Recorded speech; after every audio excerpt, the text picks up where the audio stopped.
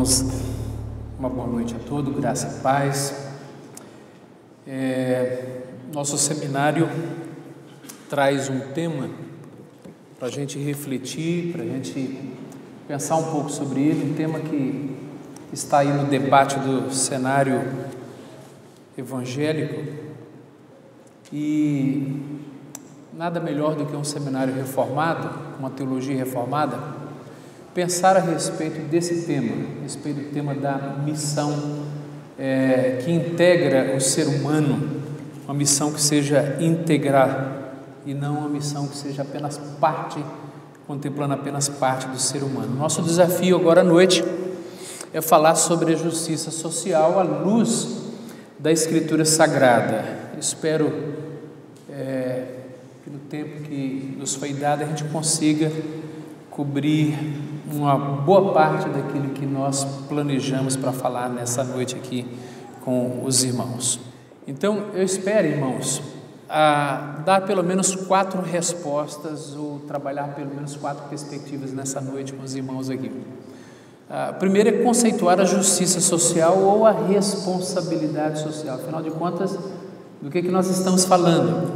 Segundo ponto é entender a nossa responsabilidade social à luz de algumas passagens bíblicas. Mencionarei aí pelo menos umas 3 ou 4 passagens bíblicas analisando-as. Terceiro ponto é a relação que deve existir entre evangelização e responsabilidade social. E por último, como que nós podemos ajudar os necessitados, aqueles que são alvo da nossa justiça social. Então, esses 4 pontos nós esperamos aqui trabalhar a partir de agora. Queridos, na maior parte da história da igreja, os cristãos, eles entenderam que o socorro aos necessitados, aos sofredores, aqueles que passavam circunstâncias difíceis na vida, sempre foi um aspecto importante da vida da igreja, da vocação da igreja no mundo. E podemos mencionar alguns exemplos, embora esses exemplos serão tratados durante essa semana também. A gente pode mencionar a ética social de João Calvino, quando exemplo a utilização do Hospital Geral, que foi utilizado para poder atender aos refugiados que vinham de diversos países e que eram pessoas carentes, necessitadas, pessoas que estavam sofrendo, e o Hospital Geral ele dava assistência de várias maneiras, inclusive, obviamente, até por causa do tema, a questão da saúde daqueles que buscavam abrigo ali em Genebra. Podemos mencionar em Calvino também o duplo diaconato. Calvino dividiu o ministério em 4 partes, sendo que uma delas era justamente o diaconato, e para Calvino o diaconato tinha uma função também de atender, de ajudar os pobres e necessitados.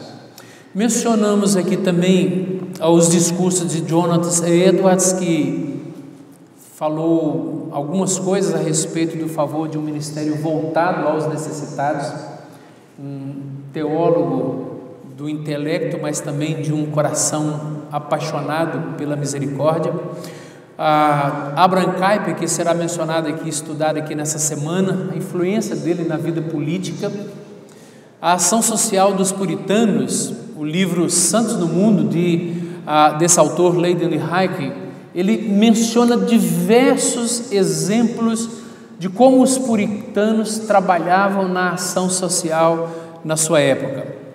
A conhecida epístola, a epístola conhecida como 1 Clemente, que fala de cristãos que vendiam ou que se vendiam como escravos para poder ajudar os mais necessitados, socorrer os necessitados. E o último exemplo, vendo a história da igreja, do parlamentar britânico William Wilberforce, que durante 20 anos ele trabalhou para libertar os escravos, e isso no final do século XVIII e início do século XIX. Então, apenas aí para citar alguns exemplos. que ao longo da história da igreja, a evangelização e responsabilidade social nunca foi um problema para a igreja do Senhor. No entanto, aos poucos, a igreja ela foi se afastando dessa visão. E John Stott menciona algumas razões porque a igreja perdeu um pouco o seu envolvimento com a responsabilidade social, com a questão da justiça social. Ele menciona alguns, eu destaco apenas 3, os quais eu julgo mais relevantes para nós. Primeiro, a luta contra a teologia liberal na virada do século. E aí as igrejas deixam de ter tempo para se dedicar às questões sociais e há uma dedicação mais intensa em se preparar melhor para dar resposta ao liberalismo que estava varrendo a Europa e a América na época. Uma segunda razão dada por John Stott que esteve em Lausanne, que presidiu aquele congresso, que tratou exatamente sobre a questão da responsabilidade social. Então, a segunda razão que ele dá é a reação que os evangélicos manifestaram ao chamado evangelho social de um pastor batista, Walter Rauschenbach, que começou a defender a questão social, mas por influência do liberalismo teológico da época, esse pastor batista, ele então começa a entender que a pregação do evangelho não tinha tanta necessidade para restaurar uma sociedade quanto as questões sociais da época. E ele então começa a se dedicar mais às questões sociais, entendendo que mudando as questões sociais, o ser humano também seria transformado, ele seria mudado e poderia ser salvo. Obviamente que isso, por influência da teologia liberal, vai haver uma reação muito grande de boa parte dos evangélicos nos Estados Unidos, e aí então entra em cena os chamados fundamentalistas, que não querem mais se envolver em hipótese alguma com as questões sociais, e começam a entender, agora os fundamentalistas começam a entender que a responsabilidade social é algo incompatível com a fé cristã. Mas a terceira razão dada por John Stott é o esquema pré-milenista da época, onde, já que o mundo vai piorar e não tem jeito, e só o mundo piorando para Cristo voltar logo, então essa mentalidade favoreceu um afastamento das questões sociais, então deixa piorar mesmo, não adianta trabalhar para melhorar a nossa sociedade, porque se a gente trabalhar para melhorar a sociedade, Cristo vai demorar mais para voltar. Então essa mentalidade pré-milenista começou a influenciar o pensamento na época, e segundo John Stott, essa é também uma razão pela qual a igreja foi se afastando das questões sociais. Conceituando, portanto, a questão da justiça social ou a responsabilidade social. Eu trago aqui uma citação ou a definição dada pelo reverendo Alderi, que é professor lá no nosso seminário, e ele diz o seguinte, definindo ele a justiça social. Embora no texto dele, que é o texto sobre o amor ao próximo e a justiça social, ele diz que definir ação social ou responsabilidade social não é uma questão simples, é algo complexo, algo bem complexo. Mas ele arrisca então dar uma definição, e é a seguinte: uma tentativa de definição seria afirmar que justiça social consiste em toda a atividade de cristãos individuais ou da igreja coletivamente, no sentido de suprir necessidades materiais das pessoas, aliviar o sofrimento humano, atenuar ou eliminar males sociais que afligem indivíduos, famílias comunidades e até mesmo a sociedade como um todo. Esta ação social é especificamente cristã, pois responde a motivações e princípios diretamente relacionados com as Escrituras e com o Evangelho de Cristo. O objetivo da ação social cristã é proporcionar às pessoas e comunidades condições de vida mais dignas, o suprimento básico das carências humanas, fundamentais no plano material: moradia, alimentação, saúde, educação e trabalho. Então nós temos aqui uma definição do que nós podemos entender por justiça social. É uma ação do indivíduo ou da igreja, da comunidade, no sentido de suprir as necessidades materiais das pessoas, aliviar o sofrimento humano, atenuar ou eliminar males sociais que afligem indivíduos, famílias, comunidades, enfim. Então isso nós podemos entender por o tema nosso aqui, justiça social. Agora, quando nós olhamos para esse tema, irmãos, justiça social, nós precisamos pensar um pouco na nossa antropologia reformada.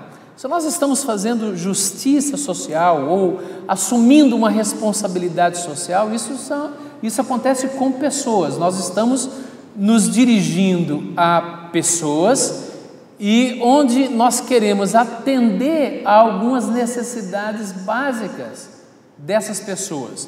Então vamos olhar para o ser humano. E segundo a nossa antropologia, nós não somos a favor nem da dicotomia nem da tricotomia, ou seja, dividir o homem em corpo e alma, ou dividir o homem como querem os tricotomistas, corpo, alma e espírito.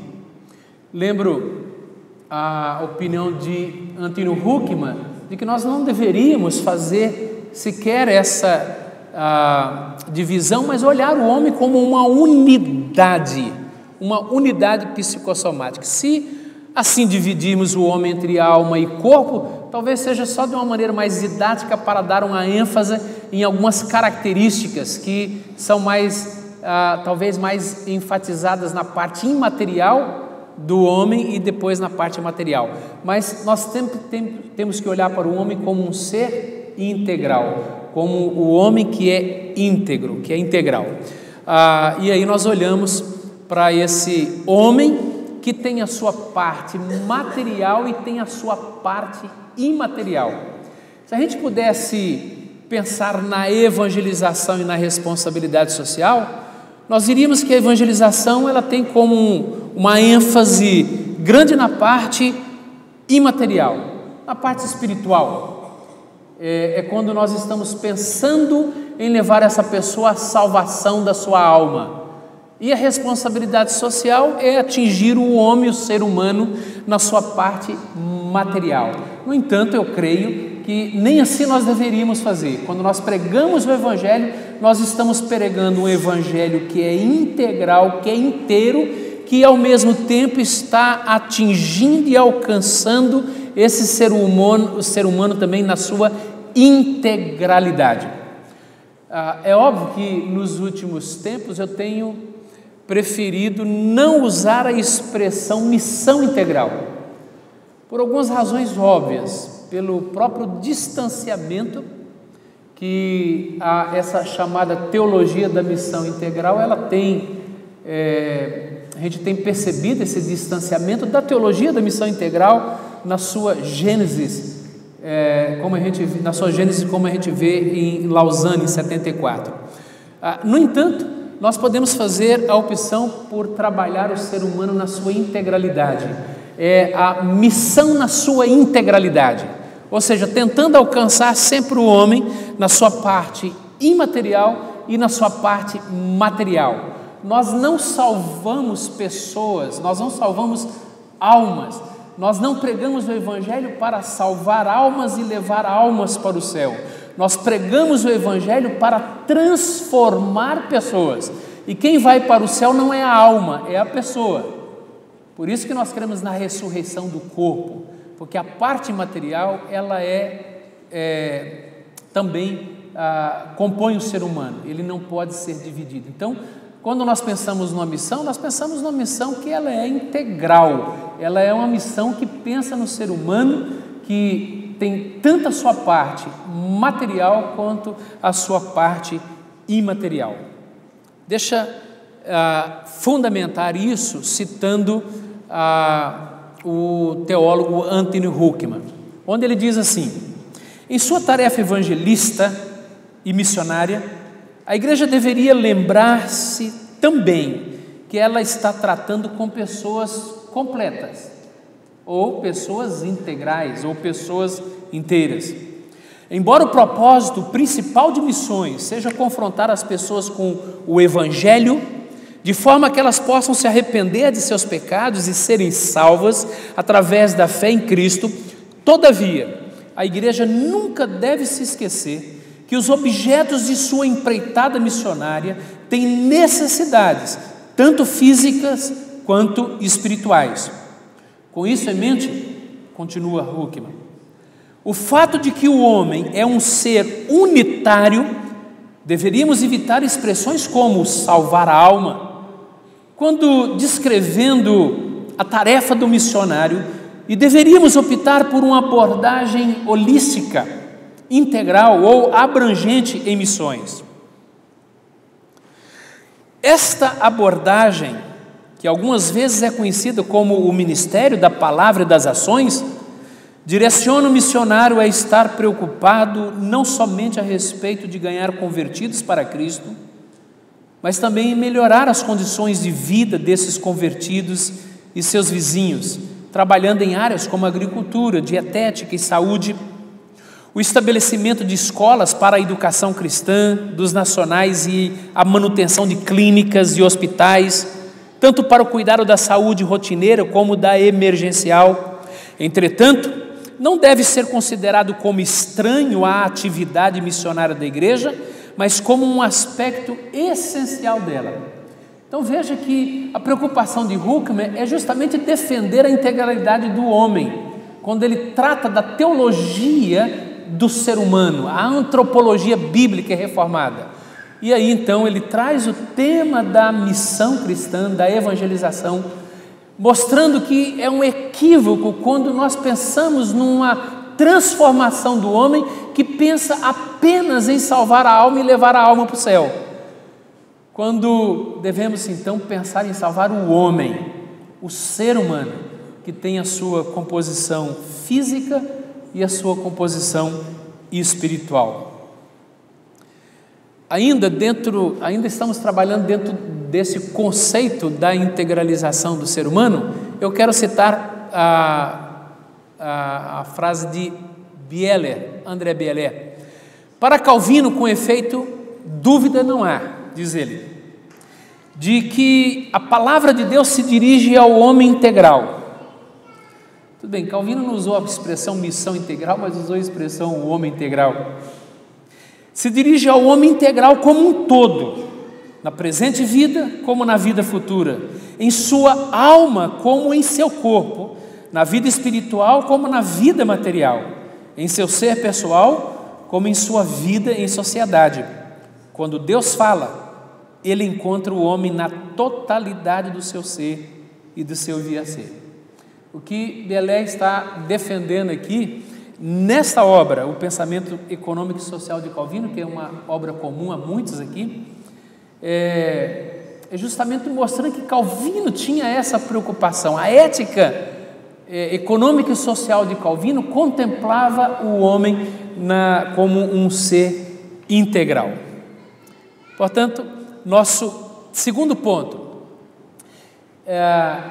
obviamente que as passagens são inúmeras quando nós pensamos em analisar essas passagens e ver como que elas defendem a nossa responsabilidade social, quando elas defendem a nossa preocupação com os necessitados, com aqueles que passam por situações de calamidade. E eu quero trabalhar pelo menos algumas dessas passagens. Agora, se você puder, abra sua Bíblia comigo, Levítico, capítulo 19. Levítico, capítulo 19. Eu quero pegar 2 ou 3 passagens do Velho Testamento e depois 2 aqui ou 3 do Novo Testamento. Levítico, capítulo 19. O ápice desse capítulo, ou dessas orientações que Deus está dando aqui, está concentrado aqui no verso 18. Não te vingarás, nem guardarás ira contra os filhos do teu povo, mas amarás o teu próximo como a ti mesmo. Eu sou o Senhor. Jesus, quando menciona essa passagem, ele coloca o amor ao próximo como o segundo grande mandamento. O primeiro grande mandamento é amar o Senhor teu Deus, e o segundo é amar teu próximo. Depois nós vemos o apóstolo Paulo em Gálatas 5,14, vemos também Tiago, capítulo 2, verso de número 8, Tiago defendendo que o amor ao próximo, ele vai dar uma direção para a nossa prática cristã e o nosso envolvimento social. Agora, se esse texto, o verso 18 é o ápice, ou seja, amarás o Senhor teu Deus, amarás o teu próximo como a ti mesmo, isso não é novidade para nenhum de nós aqui, penso, não é novidade, todos nós sabemos que devemos amar o próximo como a nós mesmos. A pergunta que podemos fazer é: como que nós podemos expressar esse amor ao próximo? E aí os versos anteriores, a partir do verso de número 9, e eu quero chamar a atenção dos irmãos para isso, de 2 em 2 versículos, o autor sagrado, ele chama a nossa atenção para algumas maneiras como nós podemos demonstrar amor ao próximo. E sempre terminando, a cada 2 versículos, ele termina com essa frase: eu sou o Senhor vosso Deus. Verso 9: quando também cegares a messe da tua terra, o canto do teu canto, não cegarás totalmente, nem as espigas caídas colherás da tua messe. Não rebuscarás a tua vinha, nem colherás os bagos caídos da tua vinha. Deixá-los-ás ao pobre e ao estrangeiro. Eu sou o Senhor vosso Deus. Aqui o primeiro ponto em que o autor sagrado chama a nossa atenção, de que nós podemos amar o próximo como a nós mesmos, com os nossos bens.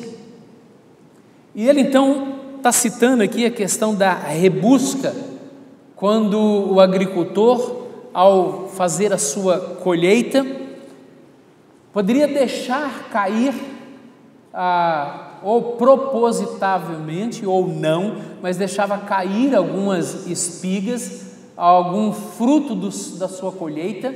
E o texto está dizendo que não era para rebuscar, não era para voltar e recuperar aquelas espigas, aquilo que havia caído no campo. Ele está dizendo: não colherás da tua messe essas espigas. E por que não deveria fazer isso? O verso de número 10, ele diz, o verso 11, ele diz, o verso 10, e ele fala que é para deixar ali, para que o pobre e o estrangeiro pudesse retirar, para que o pobre e o estrangeiro pudesse buscar e ter com que se alimentar daquelas espigas caídas ao chão. E aí nós vemos que há um princípio estabelecido aqui para a questão da justiça social. E o princípio estabelecido é que o povo de Deus, ele deve ser generoso. O povo deve planejar deliberadamente na nossa vida de modo que tenhamos dinheiro para dar àqueles que necessitam. Kevin DeYoung, ele, numa de suas obras, ele diz: não colhe os cantos. Ao analisar esse versículo, ele fala: não colha os cantos de seu canto, não gaste todo o seu dinheiro com você mesmo, pense naqueles que têm menos do que você e seja generoso com os seus bens. E aí nós podemos lembrar o apóstolo Paulo, no capítulo 4 de Efésios, verso 28, quando ele diz assim: devemos trabalhar com empenho para que tenhamos como acudir ao necessitado. Então, nós amamos ao próximo quando nós planejamos deliberadamente a nossa vida financeira, de maneira quando nós percebemos alguém que está passando uma necessidade, alguém que está passando por uma carência, você oferece a sua ajuda, ou seja, você oferece daquela espiga que você não precisou rebuscar. Então nós amamos o próximo com os nossos bens.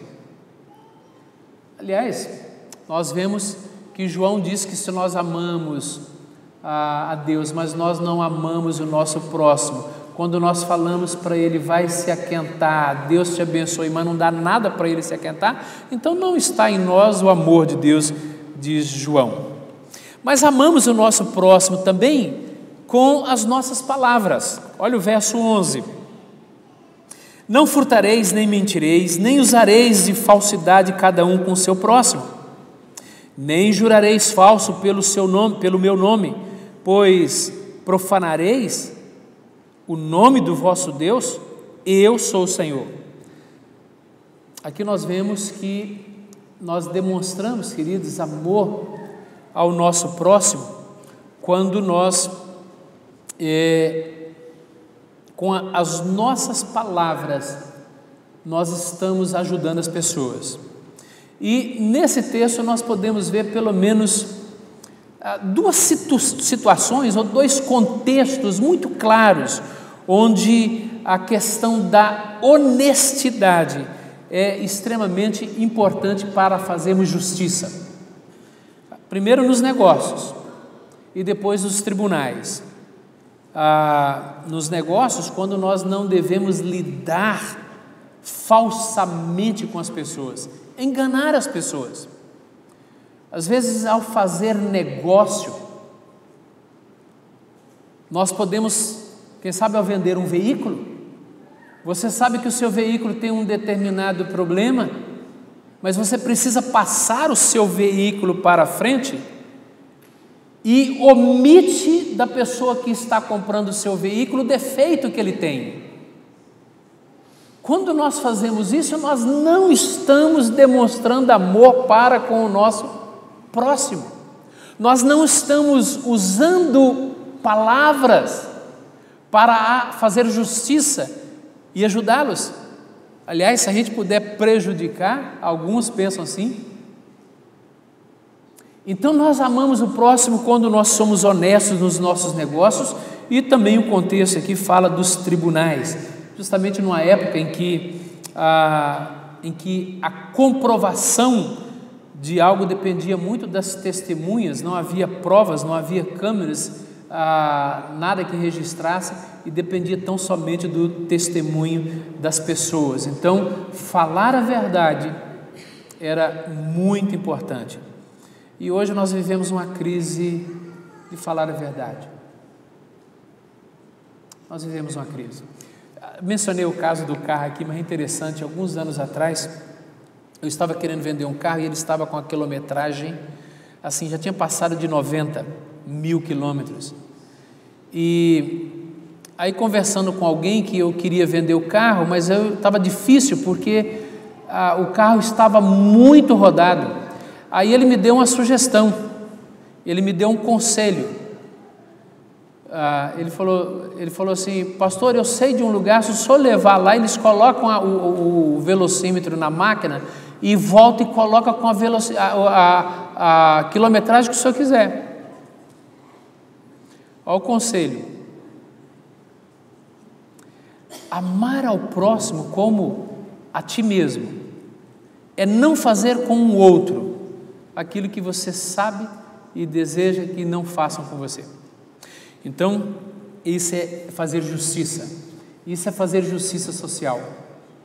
Mas também amamos o nosso próximo quando nós agimos, com as nossas ações, nós demonstramos amor ao nosso próximo. Verso 13: não oprimirás o teu próximo, nem o roubarás, a paga do jornaleiro não ficará contigo até pela manhã, não amaldiçoarás o surdo, nem porás tropeço diante do cego, mas temerás o teu Deus. Eu sou o Senhor.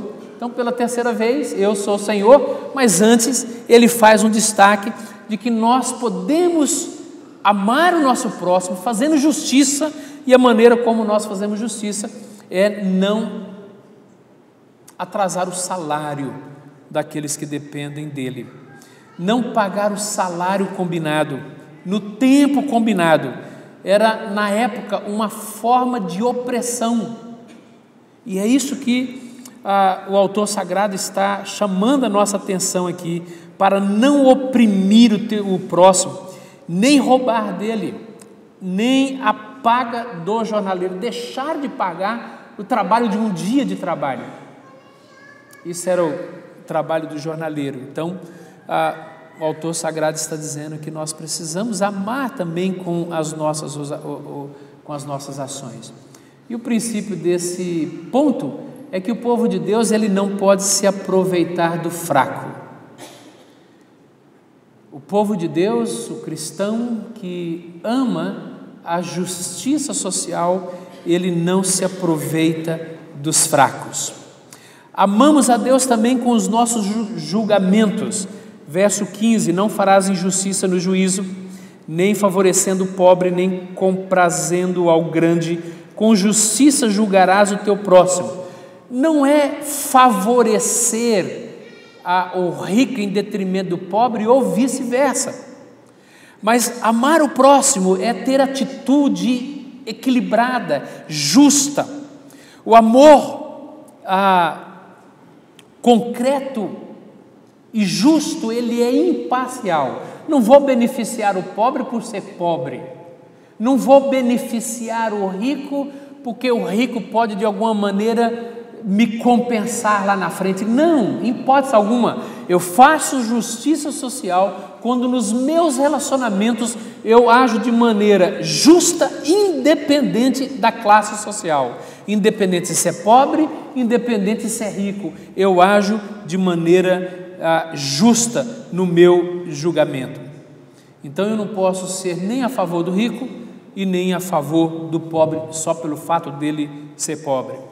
E, por último, o quinto ponto aqui em Levítico 19 é que nós devemos amar com as nossas atitudes.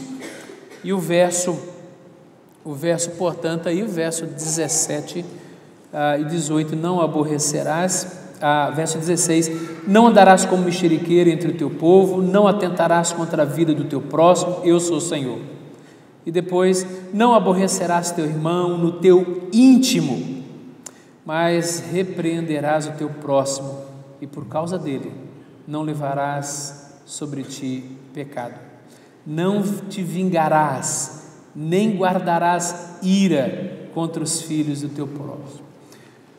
Interessante que o autor sagrado, ele conclui essas 5 maneiras como nós devemos amar o próximo, chamando atenção para os nossos sentimentos, chamando atenção para aquilo que nós sentimos, para os nossos afetos, quando ele fala que nós não devemos aborrecer o nosso irmão no íntimo, ou seja, não basta apenas ser gentil no comportamento externo, mas nós precisamos também ter no nosso íntimo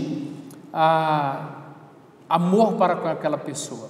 Nós não podemos guardar rancor, nós não podemos guardar ira, ressentimento. Então, fazemos justiça social quando nós aprendemos a perdoar aqueles que, convivendo conosco, nos magoam, nos entristecem. Esse é o primeiro texto. O outro texto, irmãos, nós vemos em Isaías, apenas 2 passagens breves aqui em Isaías, tão claras que elas são, penso eu que não carece de um tempo maior de exposição dessas passagens. Mas Isaías capítulo 1, Deus chama a atenção, Deus está aqui chamando a atenção, repreendendo o povo de Deus, repreendendo Judá e Jerusalém sobre a desobediência, e esse povo ele estava defraudando, enganando. Verso de número 23: os teus príncipes são rebeldes e companheiros e ladrões, cada um deles ama o suborno e corre atrás de recompensas. Não defendem o direito do órfão, e não chega perante eles a causa das viúvas. Deus está aqui repreendendo o seu povo, porque o seu povo estava oprimindo o fraco. Agora, como deveria esse povo agir e se comportar? Verso de número 16 diz: lavai-vos, purificai-vos, tirai a maldade de vossos atos de diante dos meus olhos, cessai de fazer o mal, aprendei a fazer o bem. E o que é fazer o bem? Ele diz: atendei à justiça, repreendei ao opressor, defendei o direito do órfão e pleiteai a causa das viúvas. A injustiça não era o que, nessa época, não era que havia pobres naquela sociedade, porque pobreza não indica inerentemente injustiça, mas a injustiça é que eles estavam defraudando os indefesos, eles estavam enganando os fracos e oprimindo, no caso aqui, órfãos e viúvas, que sempre são figuras claras de pessoas necessitadas ao longo das Escrituras. Então Deus aqui chamando a atenção para aquilo que estava acontecendo. Eu dou um salto aqui no profeta Isaías para o capítulo 58, e no verso de número 3 e 4 nós vemos Deus também repreendendo e chamando a atenção do seu povo. Eis que jejuais, verso 4, para contendas e rixas, e para ferirdes com punho iníquo, jejuando assim como hoje, não se fará ouvir a vossa voz no alto. Ou seja, eles estavam jejuando, eles estavam manifestando uma espiritualidade apenas externa, e Deus então chama a atenção deles para os pecados que eram cometidos, a negligência que era praticada por eles, a injustiça que estava sendo praticada, e Deus então chama a atenção dizendo exatamente como eles deveriam corrigir aqueles problemas e aquelas injustiças. E aí nós vemos no verso de número 6, ele diz assim, irmãos, verso 5 ainda: seria esse o jejum que escolhi, que o homem um dia aflige a sua alma, incline sua cabeça como um junco e estenda debaixo de si pano de saco e cinza? Chamarias tu a isso jejum e dia aceitável ao Senhor? Porventura, não é esse o jejum que escolhi? Que soltes as ligaduras da impiedade, desfaças as ataduras da servidão, deixes livres os oprimidos e despedaces todo jugo? Porventura, não é também que repartas o teu pão com o faminto e recolhas em casa os pobres desabrigados? E se vires o nu, o cubras, e não te escondas do teu semelhante? Então romperá a tua luz como a alva, a tua cura brotará sem detença, a tua justiça irá adiante de ti, e a glória do Senhor será a tua retaguarda. Então clamarás, e o Senhor te responderá, gritarás por socorro, e Ele dirá: eis-me aqui. Se tirares do meio de ti o jugo, o dedo que ameaça, o falar injurioso, se abrires a tua alma ao faminto e fartares a alma aflita, então a tua luz nascerá nas trevas e a tua escuridão será como o meio-dia. E o texto continua. Mas veja que o profeta Isaías também traz essa mensagem onde Deus repreende o povo que praticava injustiça, um povo que estava preocupado com uma espiritualidade apenas externa, esquecendo de uma espiritualidade também interna, que era também livrar das ataduras da servidão, da escravidão, o pecado que estava escravizando, mas no entanto havia questões sociais que demandavam a atenção do povo, e o povo não estava dando a atenção merecida para isso. Então, eles precisariam também se corrigir nisso. Irmãos, João Calvino, comentando esse texto de Isaías 58, ele diz assim: retidão e justiça são divididas em duas partes. Primeira, não devemos prejudicar ninguém. Segunda, devemos dar nossa riqueza e abundância aos pobres e necessitados. E essas duas coisas têm que andar juntas, pois não basta abster-se de atos de injustiça se você recusa dar sua assistência aos necessitados. Também será inútil prestar sua ajuda aos necessitados se ao mesmo tempo você rouba aquilo que dá aos outros. Portanto, essas duas partes têm de ser mantidas juntas, para que nosso amor para com o próximo seja aprovado e aceito por Deus. Interessante que Calvino, comentando, ele disse que de nada adianta você ficar injuriado com a injustiça, abster-se de atos de injustiça.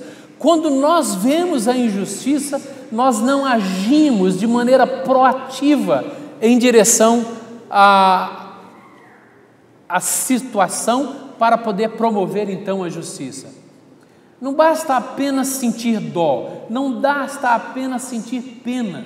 Há necessidade de que, se eu desejo então manifestar amor ao próximo, eu preciso ter uma decisão, uma ação proativa em direção a ele, a fim de ajudar o meu próximo. Em Lucas capítulo 10, texto muito claro para nós, a parábola de Jesus que ele conta a respeito do bom samaritano. Os irmãos lembram perfeitamente, creio eu, da história, da parábola, onde um intérprete da lei queria colocar Jesus à prova. Quem é o meu próximo? Ele pergunta: quem é o meu próximo? E com essa pergunta o homem intenciona receber de Jesus uma definição exata de quem é o meu próximo. Em vez disso, Jesus conta a sua parábola, onde nos parece que o cerne ali é mostrar que, ao invés de querer saber quem é o meu próximo, eu tenho que procurar ser o próximo de alguém. E quando esse alguém estiver numa situação emergencial de dificuldade. Então, e aí um correspondente desse texto é Gálatas capítulo 6, verso 10, onde Paulo nos ensina que nós devemos fazer o bem a todas as pessoas quando assim tivermos a oportunidade. Onde existe uma necessidade, nós não devemos nos omitir em ajudar. Isso, Lucas capítulo 10. 2 Coríntios 8 e 9, os irmãos conhecem também bem esse texto, são 2 capítulos, em especial o capítulo 8, nós estamos destacando ali, onde há uma ajuda que o apóstolo Paulo está pedindo às igrejas da Macedônia para ajudar os necessitados, os pobres da Judéia. E o princípio básico que nós vemos nessa passagem, e eu destaco 13 a 15 de 2 Coríntios 8, é que os cristãos que têm mais do que o suficiente devem compartilhar com os cristãos que não têm o suficiente. Veja, irmãos, nós eu creio que ficaríamos aqui a noite inteira trazendo textos e mais textos onde mostram para nós onde Deus nos ensina a ir em direção ao pobre, ao necessitado, àquele que precisa receber a justiça. E eu creio que nós dedicaríamos um tempo enorme pensando em todas essas coisas, analisando esses textos aqui. Olha o que Calvino diz ao analisar essa passagem de 2 Coríntios capítulo 8. Ele diz: o Senhor não nos prescreveu um homem ou qualquer outra medida para o alimento que temos cada dia, mas Ele nos recomendou a frugalidade, a poupança e a temperança, e proibiu que o homem exceda por causa da sua abundância. Por isso, aqueles que têm riqueza, seja por herança ou por conquista de sua própria indústria, do seu próprio trabalho e labor, devem lembrar que o excedente não deve ser usado para intemperança ou luxúria, mas para aliviar as necessidades dos irmãos. Olha que coisa interessante. Ele diz que quando Deus nos dá mais, Deus não está nos dando mais, seja porque recebemos esse mais por herança, recebemos esse mais por trabalho, pelo nosso trabalho. Ele está dizendo que esse mais não deve ser usado na luxúria, não deve ser usado na intemperança, não devemos gastar de maneira desmedida, mas ele está dizendo que Deus nos dá isso para que nós possamos aliviar as necessidades dos irmãos. E ainda, ele continua: reconheço de veras que não estamos limitados a uma igualdade tal que seria errado ao rico viver de forma mais elegante do que o pobre, mas deve haver igualdade, tal que ninguém morra de fome e ninguém acumule sua abundância a expensas de outrem. Isso fazendo ele o comentário lá de 2 Coríntios, onde devemos ter para ajudar os mais necessitados. Bom, minha última passagem é Tiago capítulo 2:18. Em Tiago 2:18, peço que os irmãos, por favor, abram lá. Mas Tiago 2:18,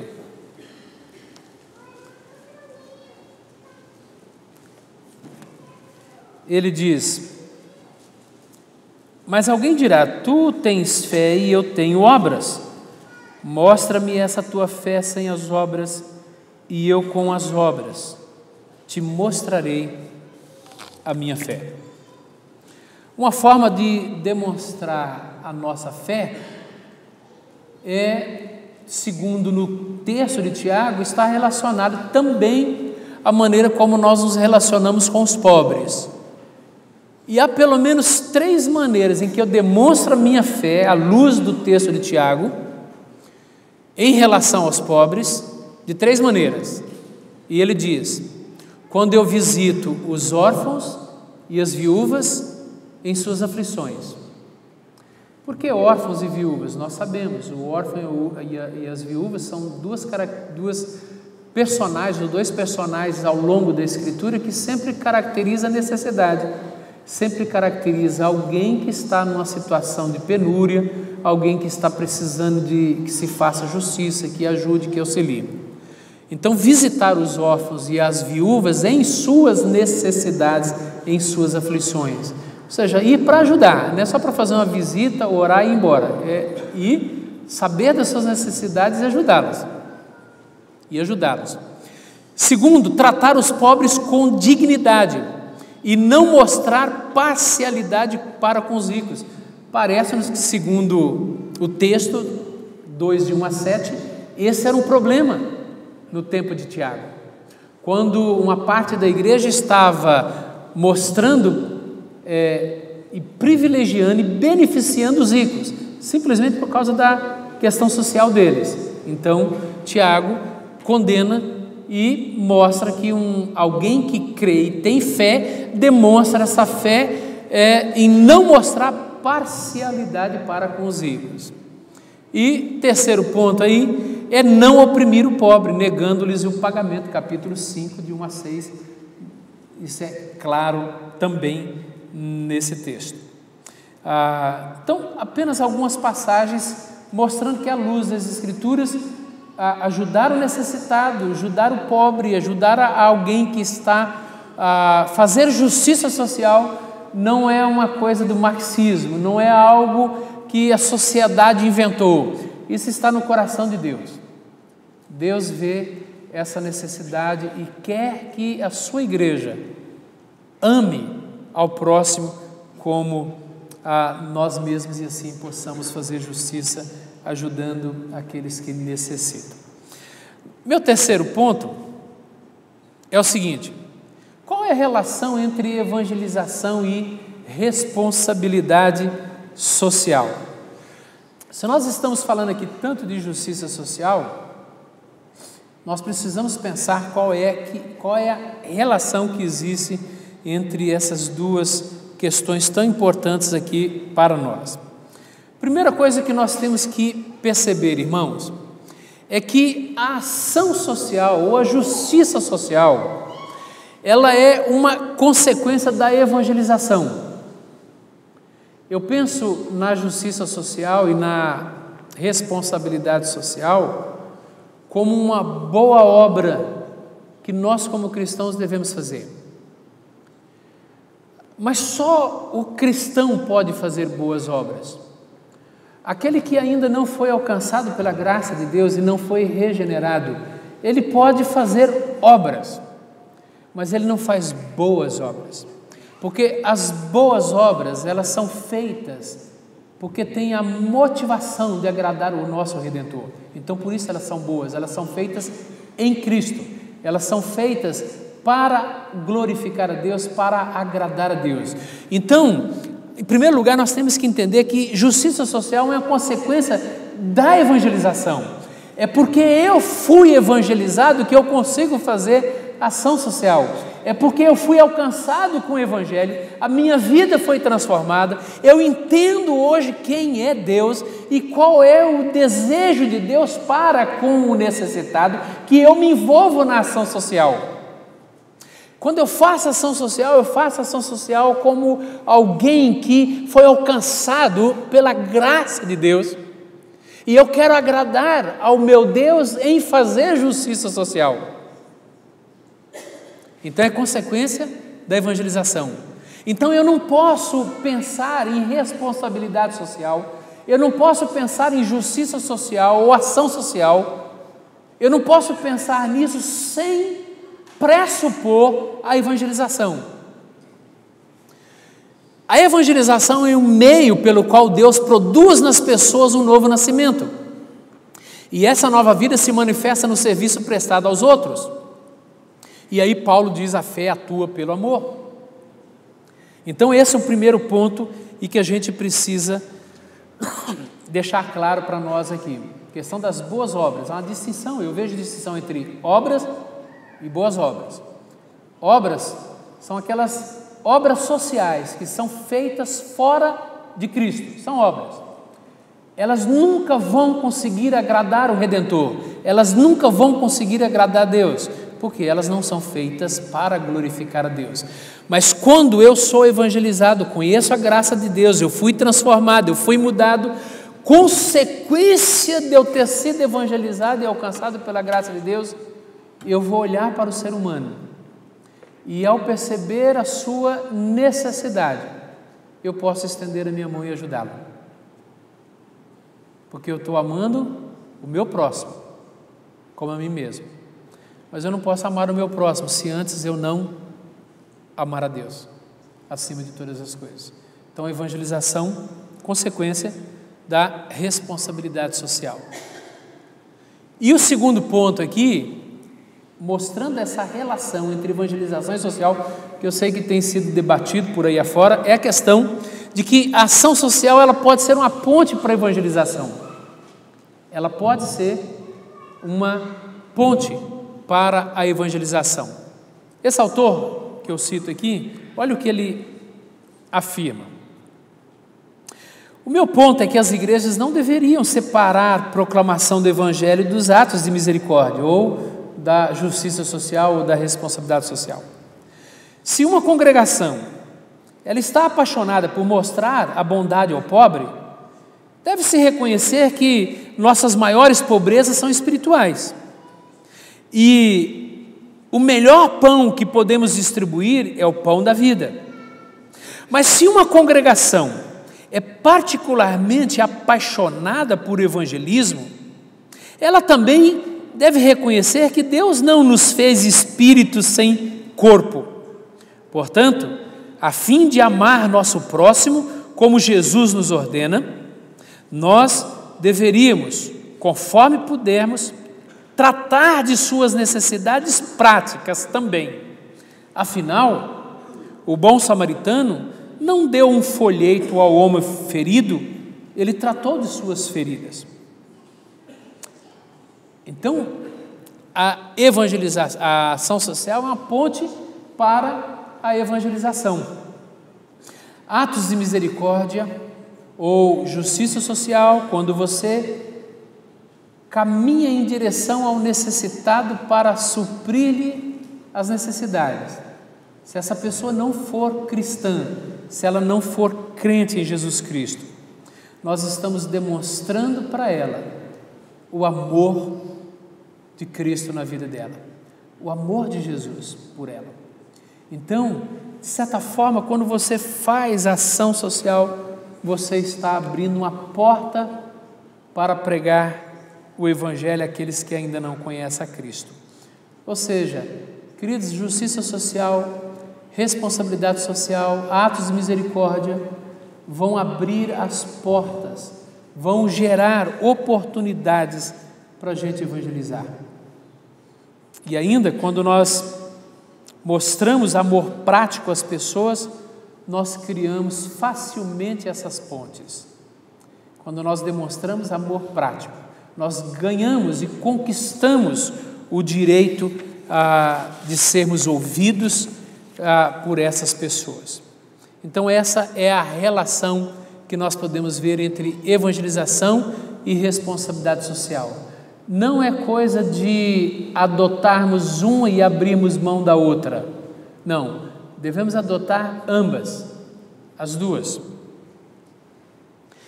Agora, e a primazia? Essa é a questão que está dentro da relação entre evangelização e responsabilidade social. Mas qual é a primazia? Nós vamos ter autores reformados, como Criton Wife, que ele vai afirmar que não há primazia entre evangelização e responsabilidade social. Ele diz que nós, na obra A Missão de Deus, então ele defende lá que não deve haver primazia. No entanto, nós vamos ter outros teólogos, e aí o grupo é maior, que defende a primazia da evangelização, é a qual eu estou defendendo aqui. Então, nessa parceria, evangelização e responsabilidade social, teria um peso igual ou não? Teria uma delas predominância sobre a outra? A resposta: a evangelização tem a primazia, pois ela relaciona-se com o destino eterno das pessoas. E trazendo-lhes as boas novas da salvação, os cristãos estão fazendo uma obra que ninguém mais pode fazer. Então, qual é a primazia? Se tivermos que optar por uma delas, então nós optamos pela evangelização, porque ninguém mais pode ajudar a pessoa na sua maior e mais premente de todas as necessidades, que é a salvação de sua alma. Agora, uma última questão, irmãos, para nós, uma última questão, se nós os cristãos temos que ajudar os necessitados, se nós os cristãos temos uma responsabilidade de ajudar os menos favorecidos, e com tantos pobres no mundo, com tantas pessoas necessitadas, lá provavelmente no seu bairro, na sua vizinhança, na sua igreja, a pergunta que fazemos é a seguinte: nós temos que ajudar a todas as pessoas? E às vezes esse peso é colocado sobre nós, que todas as vezes que você vê uma necessidade, você é obrigado a suprir. Como que fica essa questão, então? Como nós deveríamos ajudar os necessitados? Kevin DeYoung, na sua obra Qual a Missão da Igreja? Está aí uma obra que posso indicar para tratar desse tema de justiça social. Ele então responde a pergunta dizendo que nós vamos encontrar na Bíblia pelo menos 2 princípios que vão nortear a maneira como nós vamos investir na vida dos necessitados, a maneira como nós vamos ajudar os necessitados. Ele fala que nós devemos considerar esses 2 princípios que norteiam a nossa prática da responsabilidade social ou da justiça social. E aí ele traz esses 2 princípios. Quais são? Proximidade e necessidade. Eu não posso ajudar todo mundo. Muitas pessoas estão necessitadas. Todo lugar que você anda, nas ruas, você sempre encontra alguém que está precisando de alguma coisa. Nós não conseguimos. Então, como você obedecer a Deus, fazer justiça social ou assumir a responsabilidade social, não ser negligente com aquilo que Deus nos ordena em sua palavra, mas ao mesmo tempo não termos essa crise de que não conseguimos ajudar a todos. Então ele diz o seguinte: considere então o princípio da proximidade. Quem é a pessoa que você vai ajudar? É aquela que estiver mais próxima de você. Então, quanto mais próxima a pessoa for de você, ou relacionalmente, espiritualmente ou geograficamente, essa pessoa é alvo da sua ajuda. E a questão da necessidade. Quanto mais acentuada for a necessidade, porque a necessidade que é imediata. Tem necessidade que a pessoa não consegue esperar um mês. A necessidade dela é agora. Em 10 minutos você tem que suprir essa necessidade. Ou seja, quanto mais acentuada, quanto mais for a necessidade da pessoa, porque é imediata, urgente, ou somente você pode ajudar. Então, ele diz, maior é a sua obrigação de doar. E aqui vem, nós temos ali o círculo que vai se estendendo para fora, e no círculo mais próximo você tem a sua família. Então você tem a sua família dentro da sua própria casa, às vezes alguém que está necessitado dentro da sua própria casa. E esse é o círculo mais próximo, então você pode ajudar, deve ajudar. Depois, um pouco mais longe, você vai ter os membros da sua igreja. Depois, um pouco mais distante, você vai ter os membros da família cristã, que talvez esteja num outro estado, no país ou no mundo. E o círculo maior são as pessoas que estão espalhadas pelo mundo. Quem sabe ajudar alguém que foi atingida por uma catástrofe qualquer. Então veja, antes de pensar em quem está longe, eu vou priorizar quem está mais próximo de mim.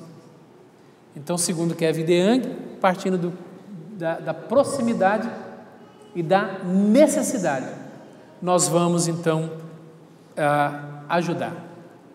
E concluo com 5 questões aqui para a gente, que trazem implicações para a nossa vida. Já que as Escrituras elas dão tanta ênfase à justiça social e ao socorro aos necessitados, não devemos ignorar tal ênfase. Então, essa é a primeira implicação. Se nós estamos vendo que a Escritura dá ênfase à ajuda aos necessitados, eu não posso mais ignorar essa ênfase. Eu não posso dizer, não é comigo. Isso não tem nada a ver comigo. Não podemos fazer mais isso. Segundo, dada a integralidade do ser humano, não deveríamos fazer uma dicotomia entre espiritualidade e envolvimento social. Não deveríamos pensar em pregar o Evangelho para ficar salvando almas. Nós temos que pregar o Evangelho para salvar pessoas, que são pessoas inteiras, completas. Terceiro, a justiça social implica que temos a oportunidade de suprir a necessidade dos irmãos. Então nós temos essa responsabilidade de suprir a necessidade dos irmãos. E quarto, mostrar a realidade do amor de Deus por ações de generosidade. Então, já que isso caracteriza a vida do cristão, então eu preciso entender, queridos, que eu preciso demonstrar esse amor de Deus através das minhas ações. E quinto, Jesus Cristo nunca mandou para longe os que estão com fome, dizendo: aqueça-se e alimente-se. O que ele diz, em vez disso, ao apontar para o amor de Deus e ao próximo, ao cuidado do corpo e da alma, é: vá, tu e faça o mesmo. Deus os abençoe, irmãos.